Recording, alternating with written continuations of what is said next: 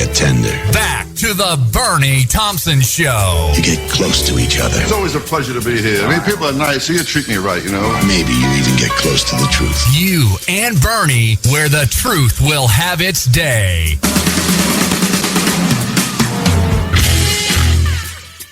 All right, this is a big story, and it's important, I think, that we understand the story. I'm going to tell you about a leak of a confidential document from a county commissioner. Can you believe it? Now, this has to do with a court case from 2014, deciding who is going to operate the water and sewer, ECUA or the county, in 2014. And so the county, the county commissioners, they can't talk about, business and future votes unless it is at a public meeting, right? Unless it's been advertised and all of that.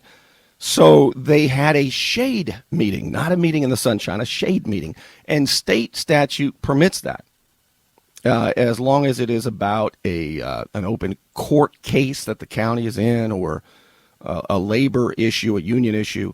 They can have shade meetings. And my understanding is when the lawsuits are over or the issue's over, they don't stay in the shade forever. The documents that are marked confidential, they don't stay there forever. When the case is closed, they're public record.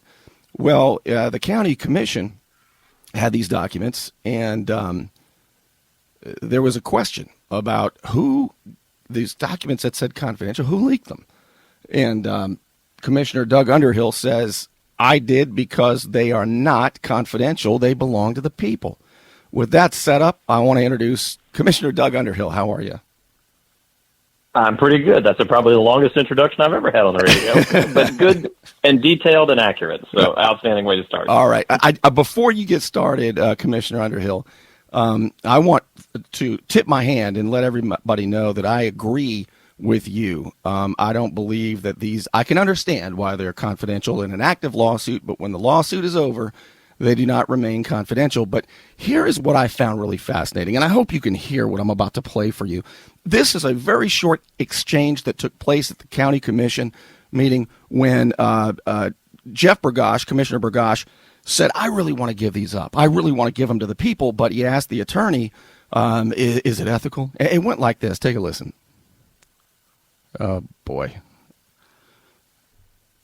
Here we go. During a meeting on May 14th. Allison, just to make sure I understand, I cannot release this individually unless this board votes. And to do so would be unethical?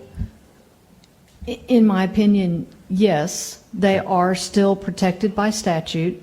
It is not the sort of confidentiality protection that you might have for medical records or for Social Security numbers. It is a protection that I believe that the client, in this case, that the five of you could waive. I don't really But not one individual. I can't, Correct. Jeff Burgash, post them because I want to. In my opinion, that would be unethical, correct? Yes, sir. All right. So in the attorney's opinion would be, now I got to tell you, Commissioner Underhill, knowing that you guys don't get along up there as commissioners, that almost sounded like more of a setup than he really wanted to give the information up. Jeff Burgash often asks questions of staff and then interrupts them 3 words into it. In fact, later in that meeting, she had to say, with all due respect, Commissioner, if you'll let me answer the question. And yeah, it all was a setup. I mean, very much the same way that Commissioner Burgash started the whole rigmarole about what he calls Beach Access 4, which is the sundown property on Perdido Key. He tries to create these big scenarios, and I think Jeff honestly did want to share those until he realized that what was in those records doesn't make me look bad. And of course, that's his primary mission. So, which is unfortunate. I mean, the people need us to be a lot less personality-based and a lot more focused on the needs of the people. What exactly are these documents? What exactly is it that you gave the people that is so dangerous and confidential?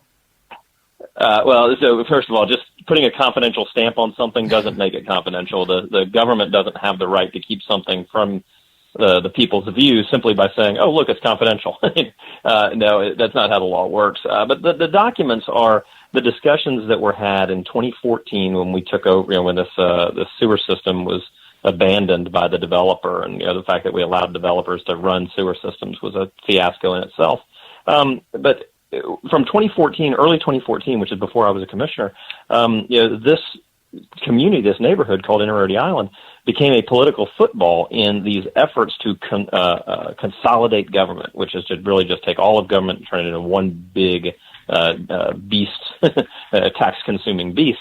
And my predecessor was a big fan of that. I'm obviously not. And so they tried to use this as a way to destroy ECUA, and that's actually said in those shade meetings. Not all commissioners agreed with that, but there was certainly a strong effort to do that. As a result, instead of just fixing the problem, which was the ownership of this dilapidated sewer system, they got stuck in this kind of political badminton match between us and ECUA. When I took office, I set out to change that. But ultimately, I wanted to have ECUA a co-receiver to us, so that we were both in the same boat, bailing out the same problem. That's the best way to be highly motivated, if you're in the same boat with everybody else.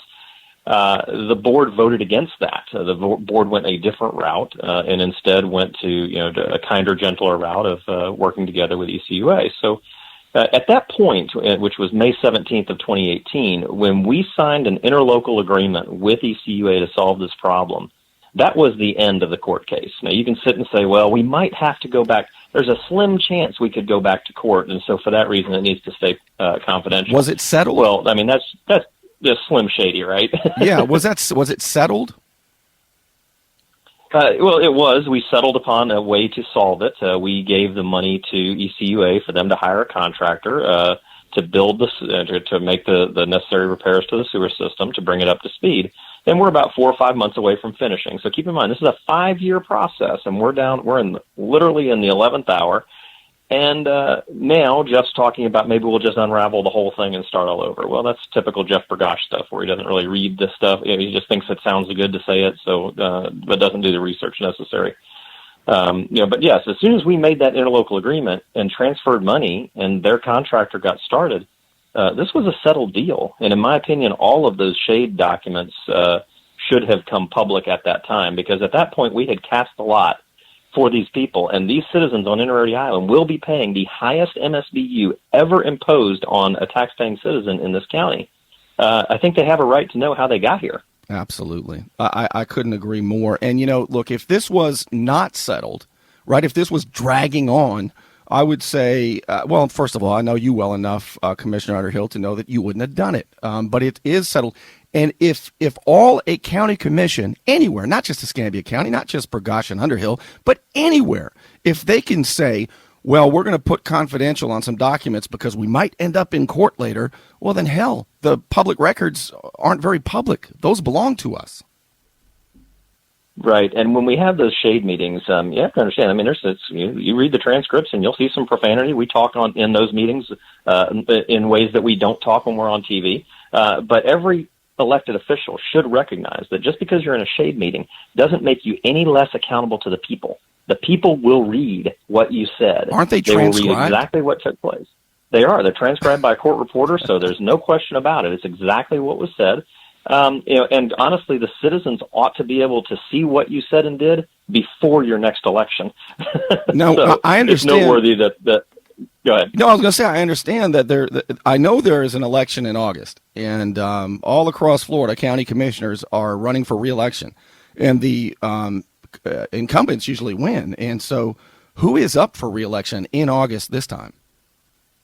Jeff Burgosh, Stephen Barry, and Lumen May, all three of them who are calling for an investigation into who leaked this. And leaked, of course, is the wrong word. A citizen asked me for a record that I believe to be public, and I did my duty as the custodian of that record, and I handed it over to her.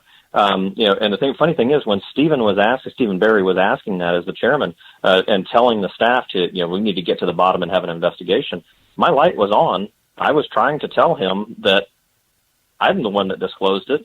And I don't know if he just didn't notice that.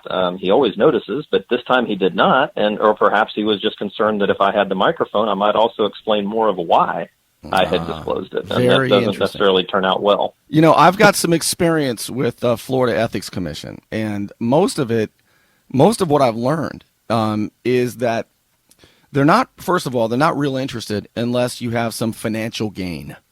What is your big financial benefit, Commissioner Underhill, What benefit did you receive to you or your friends or your family by giving a document of transcripts from 2014 of a case that is closed that caused water and sewer rates to skyrocket?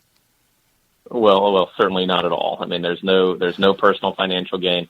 And quite frankly, I mean, this issue cost me pretty heavily in the last election because I didn't really kiss anybody's hand on it. I told the citizens of Inner look, guys, this is going to hurt. This is going to be a really expensive thing, and I'm not going to cause other citizens and other taxpayers to have to pay for deferred maintenance on your project. Now, I'll work as hard as I can, and we brought home $1.5 million of environmental money, to help. It's the only time that one of these private sewer systems ever got state taxpayer dollars to support it. We're doing all that we can to get the citizens out there. Got a 0% loan from Escambia County. They're not paying us a penny on it until it's complete. So we've done all of those kind of things, but at no time did I ever say anything other than the citizens of Inner Island will pay 100% of the cost, because anything else would be unfair. So certainly no financial gain, and it was a political hard pill for a lot of people to swallow. But I mean, if I ever have to lie or kiss hands to be able to keep this job, then I don't deserve the job anymore. I'll tell you this, Commissioner Underhill, I know how these things work. I know that the attorney, she works for you at your pleasure. At any time, a county commission can vote to fire the city attorney, right? So she knows there's at least 3, possibly 4 county commissioners that want her to say it's unethical, isn't it, Allison? Isn't it, Allison? And well, yeah, kind of. She didn't sound real confident that it was. I got to say, they put her on the spot. Yeah, they really did, and that's an unfortunate. That's the theatrics of the Godzilla politics that we've always seen from Commissioner Burgash, even when he was on the school board. But the reality is, our staff members should not be in fear for their job for doing the right thing. Unfortunately, they are, as it stands now. But the Attorney General has already made 2 opinions, one for the city of Naples and another one for the villages, on exactly this issue. And Commissioner Burgash is always bragging about how his brother's a judge. He likes to remind us what's in his resume. It seems like he would understand the law before he starts talking. And those Attorney General opinions are very clear. That when it comes right down to it, this whole thing of keeping secrets from the people that we serve, that only happens under very limited circumstances, and the tie always goes to the people. So and I was going to ask you about that, and I agree with you. To me, this is a First Amendment issue. It really is. It's a sunshine issue, and so here you are again, being accused of something. You've been sued 2 or 3 times. You've won every one of them 6 times. 6 times. My goodness. Yes. And it's a great expense. How many? Tell me about this gigantic group of people and all of the different people who have sued you. Who are all these people? Well, so the commissioner that I kicked out of office, he sued me. Then when I tried to form a legal defense fund, another one of the commissioners who routinely profited from land deals associated with his job, he hit me up in the ethics commission. That was thrown out. I spoke openly about the South Palafox Properties, which is the company that polluted the entire Wedgwood subdivision with the Rolling Hills dump, and they still haven't been made to pay. The county and the state are paying, so taxpayer, you are paying to clean up their mess. And I started using their names in public, so they sued me. They lost. For defamation? And now David Bear is suing me, and I honestly can't even remember which one it's for. But, what this really comes down to is, if you ever upset the apple cart, if you ever go up against these people who are accustomed to getting their way all the time, they can't beat you on the facts, so they'll try to beat you into submission. They're not accustomed to a commissioner who's willing. I'm willing to go to court. That's 1/3 of our entire government structure is the legal system, and it's designed to settle disputes. So I fear not. Let's go into court. Let's let the facts fall where they may, and of course we always come out victorious. And the reason why is because I do my research ahead of time. It was a very active decision on my part to release those records, because I had already done the research, and I knew that I have a moral responsibility to the citizens to tell them the truth, regardless of how many attorneys' stamps are on there that say it's confidential. The attorney was not elected by the people. The attorney is an advisor, but the attorney does not. It's not her morals and ethics that the citizens counted upon when they elected a commissioner. So, I respect her opinion. I respect why she made that opinion, but I just think she's wrong. Yeah, I was joking, obviously, when I said all of the people who have sued you, because I know it's one small group of who does it over and over again, and it's pretty clear that they want to kill you with 1,000 slices, and bleed you out on legal fees and that sort of thing. And you are not a wealthy man. I mean, you're a Navy officer and a county commissioner and a responsible guy. But you're not a super wealthy man who can handle lawsuit after lawsuit after lawsuit just for fun. So it does seem like a strategy to run you off. And it is, look, I've been involved in a lot of these things myself, and it does wear on you, but you don't seem like the kind who's going to whimper off. Hey, Bernie, we just yesterday celebrated a holiday, and it's a holiday that's kind of hard for me to celebrate, right? Because we're supposed to be memorializing those who gave a much higher sacrifice than any of us have been called upon to give. And, they didn't cower in their time. And so much more was asked of them than is being asked of me. So dealing with David Bear's tantrums on Facebook and David Bear's money, and all the billboards saying that I'm an angry and mean person and, that kind of stuff. That definitely hurts my family. There's no question about it. But what I am being called upon to deal with is such a small price compared to the people that we celebrated yesterday. And, they earned this for us. I think the least we can do is show a little courage and keep it, and just be very thankful that we're not being called upon to pay that same price. No, you're not. Look, you could be, but we haven't yet been called to storm the beaches of Normandy. And I do consider the First Amendment worth fighting for, and I am very, very adamant about public records being public. They belong to us, and it quite frankly shocks me and upsets me when I see people putting partisanship or allegiances above public records. I don't know why anybody would argue that a public document should be kept in the hands of government when the case is over and the attorney doesn't sound real strong about it, is what I'm saying. Yeah, no, there's no doubt. And look, Bernie, my email inbox should be searchable. Emails that I got today, That's right. You should be able to go on public records and find those emails. You shouldn't have to do a public records request. You shouldn't have to pay money to get data that already belongs to you. Absolutely. You should be able to go onto a county website and type in your address or an issue like Inner Island. And every meeting, every minutes of every meeting and every video should come up very easily. But we intentionally make it hard to get that information. Yep, I see. We intentionally, and I've been fighting with the commissioners since I came on board saying, guys, we need to change and make it so that we're pushing data out to the citizens instead of asking for them to pull. How can you ask for information if you don't even know what to ask for because we've hidden it with a confidential stamp on it? That's exactly right. I couldn't agree more. I'm up against the clock. The satellite is swooping in, Doug, to take me away. Commissioner Doug Underhill, Escambia County. Thanks for being with us, and thanks for telling us the story. Always a pleasure, Bernie. All right. Thank you so much. We'll be right back in just a moment. You're listening to The Bernie Thompson Show.